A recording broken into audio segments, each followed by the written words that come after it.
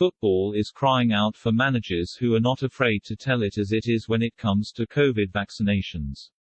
Marcelo Bielsa is one of the few to have informed his players in no uncertain terms about their moral and medical obligations.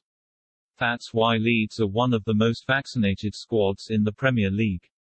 Ralph Rangnick's approach at Manchester United has been to delegate the role to the medical staff, let the science make the case and concentrate on his designated football role.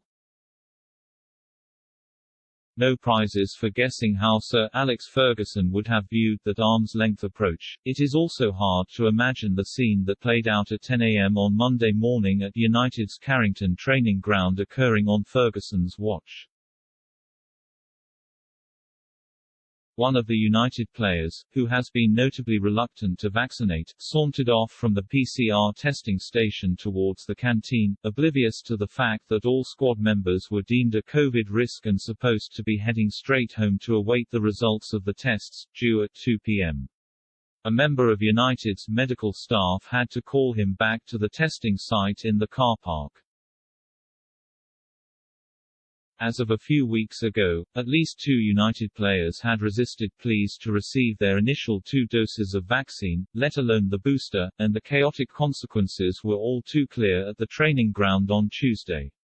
United had declared in a statement that they were closing down first-team operations at the training ground with the health of players and staff a priority.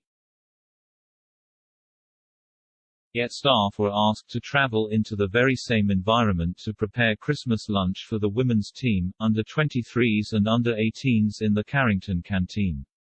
Some of the under-23s had actually trained with the first team on Sunday. It's hardly surprising that some non-football staff at United feel it is one rule for the playing staff and another for them. Inevitably, one of the ancillary staff called in to say that they had tested positive.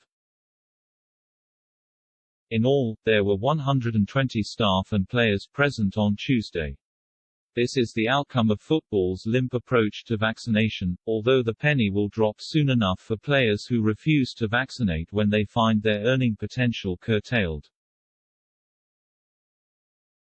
Steven Gerrard's casual observation on Monday that Aston Villa will take a player's vaccine status into consideration when drawing up their list of January transfer targets was significant, given that European clubs are already well ahead with this kind of thinking.